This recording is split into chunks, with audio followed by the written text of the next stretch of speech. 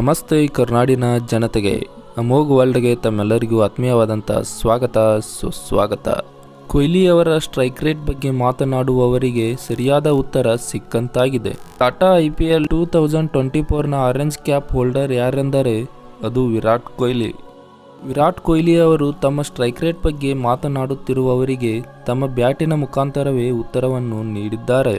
ಕೊಹ್ಲಿ ಅವರು ಹೇಳಿರುವ ಪ್ರಕಾರ, ನನಗೆ ನನ್ನ ತಂಡದ ಪಂದ್ಯಗಳನ್ನು ಗೆದ್ದು ಕೊಡುವುದಷ್ಟೇ ಮುಖ್ಯ.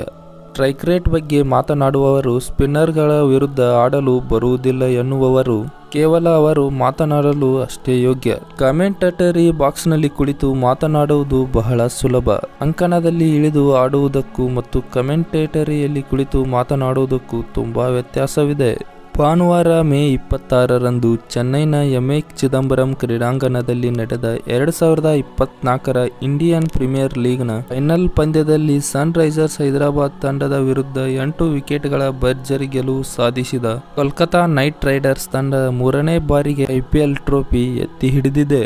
ಟಾಸ್ ಗೆದ್ದು ಮೊದಲು ಬ್ಯಾಟಿಂಗ್ ಮಾಡಿದ ಸನ್ ರೈಸರ್ಸ್ ಹೈದರಾಬಾದ್ ತಂಡ 18.3 ಓವರ್ಗಳಲ್ಲಿ ಕೇವಲ 113 ರನ್ಗಳ ಐತಿಹಾಸಿಕ ಕಡಿಮೆ ಮೊತ್ತಕ್ಕೆ ಆಲ್ಔಟ್ ಆಯಿತು. 114 ರನ್ಗಳ ಸಾಧಾರಣ ಗುರಿ ಬೆನ್ನಟ್ಟಿದ ಕೋಲ್ಕತಾ ನೈಟ್ ರೈಡರ್ಸ್ ತಂಡ ಕೇವಲ 10.3 ಓವರ್ಗಳಲ್ಲಿ 2 ವಿಕೆಟ್ ಕಳೆದುಕೊಂಡು ಗೆಲುವಿನ ಗಡಿ ತಲುಪಿತು ಮತ್ತು 2024ರ IPL ಆವೃತ್ತಿಯ ಚಾಂಪಿಯನ್ ಪಟ್ಟವನ್ನು ಅಲಂಕರಿಸಿದೆ. ಇನ್ನು ಎಲಿಮಿನೇಟರ್ನಲ್ಲಿ ಸೋತು ಹೊರಬಿದ್ದ RCB ತಂಡದ IPL ಪ್ರಶಸ್ತಿಯ ಬರ ವಿಸ್ತರಿಸಬಹುದು. ಆದರೆ ಸ್ಟಾರ್ ಬ್ಯಾಟರ್ ವಿರಾಟ್ ಕೊಹ್ಲಿಯ ಹೊಸ IPL ದಾಖಲೆಯನ್ನು ಬರೆದಿದ್ದಾರೆ. RCB ಅನುಭವಿ ಆಟಗಾರ ವಿರಾಟ್ ಕೊಹ್ಲಿ IPL ಪಂದ್ಯಾವಳಿಯ ಇತಿಹಾಸದಲ್ಲಿ ಒಂದಕ್ಕಿಂತ ಹೆಚ್ಚು ಬಾರಿ ಒಂದೇ ಆವೃತ್ತಿಯಲ್ಲಿ ಅತಿ ಹೆಚ್ಚು ರನ್ ಗಳಿಸಿ ಆರೆಂಜ್ ಕ್ಯಾಪ್ ಗೆದ್ದ ಮೊದಲ ಭಾರತೀಯ ಎನಿಸಿಕೊಂಡಿದ್ದಾರೆ. IPL 2024ರಲ್ಲಿ ಆಡಿದ 15 ಪಂದ್ಯಗಳಲ್ಲಿ 741 ರನ್ಗಳೊಂದಿಗೆ ಆವೃತ್ತಿಯನ್ನು ಪೂರ್ಣಗೊಳಿಸಿದ ವಿರಾಟ್ ಕೊಹ್ಲಿ ತಮ್ಮ ಅದ್ಭುತ ಬ್ಯಾಟಿಂಗ್ ಪ್ರದರ್ಶನಕ್ಕಾಗಿ ಆರೆಂಜ್ ಕ್ಯಾಪ್ ಬಹುಮಾನ ಪಡೆದರು. ಈ ಮೊದಲು ಡೇವಿಡ್ ವಾರ್ನರ್ 3 ಬಾರಿ ಮತ್ತು ಕ್ರಿಸ್ ಗೇಲ್ 2 ಬಾರಿ, ನಂತರ ವಿರಾಟ್ ಕೊಹ್ಲಿ ಒಂದಕ್ಕಿಂತ ಹೆಚ್ಚು ಬಾರಿ ಆರೆಂಜ್ ಕ್ಯಾಪ್ ಗೆದ್ದ 3ನೇ ಆಟಗಾರರು ಆಗಿದ್ದಾರೆ. ಈ ಋತುವಿನಲ್ಲಿ 1 ಶತಕ ಮತ್ತು 5 ಅರ್ಧಶತಕಗಳನ್ನು ಬಾರಿಸಿದ ವಿರಾಟ್ ಕೊಹ್ಲಿ ಬ್ಯಾಟ್ನೊಂದಿಗೆ ಅದ್ಭುತ ಫಾರ್ಮ್ನಲ್ಲಿ ಇದ್ದಾರೆ. 5 ಬಾರಿಯ ಚಾಂಪಿಯನ್ CSK ತಂಡವನ್ನು ನಿರ್ಣಾಯಕ ಪಂದ್ಯದಲ್ಲಿ ಸೋಲಿಸಿ ಫಾಫ್ ಡು ಪ್ಲೆಸಿ ನಾಯಕತ್ವದ RCB ತಂಡ ಪ್ಲೇಆಫ್ ತಲುಪಿತ್ತು. ಆದರೆ ಬುಧವಾರದಂದು ನಡೆದ ಎಲಿಮಿನೇಟರ್ ಪಂದ್ಯದಲ್ಲಿ ರಾಜಸ್ಥಾನ್ ರಾಯಲ್ಸ್ ವಿರುದ್ಧ ಸೋತಿತು. ವಿರಾಟ್ ಕೊಹ್ಲಿ 2016ರ ಆವೃತ್ತಿಯಲ್ಲಿ ಮೊದಲ ಬಾರಿಗೆ 973 ರನ್ ಗಳಿಸಿ ಆರೆಂಜ್ ಕ್ಯಾಪ್ ಗೆದ್ದಿದ್ದರು. ಇದು ಇನ್ನೂ IPLನ ಸಾರ್ವಕಾಲಿಕ ದಾಖಲೆಯಾಗಿ ಉಳಿದಿದೆ. CSK ತಂಡದ ಋತುರಾಜ್ ಗಾಯಕ್ವಾಡ್ 14 ಪಂದ್ಯಗಳಲ್ಲಿ 583 ರನ್ಗಳೊಂದಿಗೆ 2ನೇ ಸ್ಥಾನವನ್ನು ಪಡೆದಿದ್ದಾರೆ.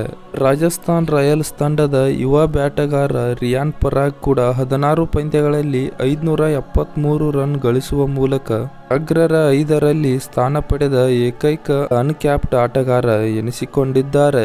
IPL 2024ರಲ್ಲಿ ವಿರಾಟ್ ಕೊಹ್ಲಿ ತಮ್ಮ ಸ್ಟ್ರೈಕ್ ರೇಟ್ ಟೀಕೆಕಾರರ ಬಾಯಿ ಮುಚ್ಚಿಸಿದ್ದಾರೆ. ಮುಂಬರುವ T20 ವಿಶ್ವಕಪ್ಗೆ ಮುಂಚಿತವಾಗಿ ಎದುರಾಳಿ ತಂಡಗಳಿಗೆ ದೊಡ್ಡ ಸಂದೇಶ ನೀಡಿರುವ ವಿರಾಟ್ ಕೊಹ್ಲಿ ಪವರ್ ಪ್ಲೇನಲ್ಲಿ ಎದುರಾಳಿ ಬೌಲರ್ಗಳನ್ನು ಬೆವರಿಳಿಸುವ ಮೂಲಕ 154.69 ಸ್ಟ್ರೈಕ್ ರೇಟ್ನಲ್ಲಿ ಬ್ಯಾಟ್ ಬೀಸಿದ್ದಾರೆ. ಜೂನ್ 1ರಿಂದ USA ಮತ್ತು ವೆಸ್ಟ್ ಇಂಡೀಸ್ನಲ್ಲಿ ಪ್ರಾರಂಭವಾಗುವ T20 ವಿಶ್ವಕಪ್ನಲ್ಲಿ ವಿರಾಟ್ ಕೊಹ್ಲಿ ತಮ್ಮ IPL ಬ್ಯಾಟಿಂಗ್ ಫಾರ್ಮ್ ಅನ್ನು ಮುಂದುವರಿಸಬೇಕೆಂದು ಭಾರತ ಬಯಸುತ್ತಿದೆ. ವಿರಾಟ್ ಕೊಹ್ಲಿ ಸ್ಟ್ರೈಕ್ ರೇಟ್ ಬಗ್ಗೆ ಮಾತನಾಡುವವರಿಗೆ ವಿರಾಟ್ ಕೊಹ್ಲಿ ಅವರು ರನ್ಗಳ ಮೂಲಕವೇ ಉತ್ತರವನ್ನು ನೀಡಿದ್ದಾರೆ. ಈ ಬಾರಿಯ ಆರೆಂಜ್ ಕ್ಯಾಪ್ ಹೋಲ್ಡರ್ ಕೂಡ ವಿರಾಟ್ ಕೊಹ್ಲಿ.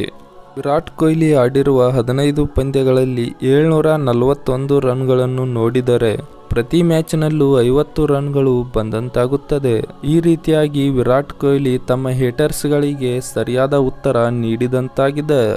RCB ಅಭಿಮಾನಿಗಳು RCB ಕಪ್ ಗೆಲ್ಲದೇ ಇದ್ರೂ ಪರವಾಗಿಲ್ಲ, ವಿರಾಟ್ ಕೊಹ್ಲಿ ಅವರ ತಲೆಯ ಮೇಲಿರುವ ಆರೆಂಜ್ ಕ್ಯಾಪ್ ಕಿರೀಟ ಅಷ್ಟೇ ಸಾಕು ನಮಗೆ, ಇದು ನಮಗೆ ಕಪ್ ಗೆದ್ದಷ್ಟೇ ಖುಷಿ ಎಂದು ಅಭಿಮಾನಿಗಳು ಹೇಳುತ್ತಿದ್ದಾರೆ. RCB ಅಭಿಮಾನಿಗಳು RCB ಸೋಲಲಿ ಗೆಲ್ಲಲಿ RCB ಪ್ಲೇಯರ್ಗಳನ್ನು ಮತ್ತು RCBಯನ್ನು ಯಾವತ್ತೂ ಕೂಡ ಅಭಿಮಾನಿಗಳು ಬಿಟ್ಟುಕೊಡುವುದಿಲ್ಲ. ವಿರಾಟ್ ಕೊಹ್ಲಿ ಕೂಡ RCB ತಂಡಕ್ಕೆ ಅಷ್ಟೇ ಲಾಯಲ್ ಆಗಿದ್ದಾರೆ. ನಾನು ಎಲ್ಲಿಯವರೆಗೂ IPL ಆಡುತ್ತೇನೋ ಅಲ್ಲಿಯವರೆಗೂ ಕೂಡ ನಾನು RCB ಪರವಾಗಿಯೇ ಆಡುತ್ತೇನೆಂದು ವಿರಾಟ್ ಕೊಹ್ಲಿ ಅವರು ಹೇಳಿದ್ದಾರೆ. ಅಭಿಮಾನಿಗಳು ಕೂಡ ಅವರನ್ನು ರಾಜನಂತೆ ನೋಡುತ್ತಾರೆ ಮತ್ತು ಗೌರವಿಸುತ್ತಾರೆ. ಈ ವಿಡಿಯೋವನ್ನು ಇಲ್ಲಿಗೆ ಮುಗಿಸ್ತಾ ಇದ್ದೇನೆ. ಜೈ ಹಿಂದ್, ಜೈ ಕರ್ನಾಟಕ ಮಾತೆ. ಧನ್ಯವಾದಗಳು.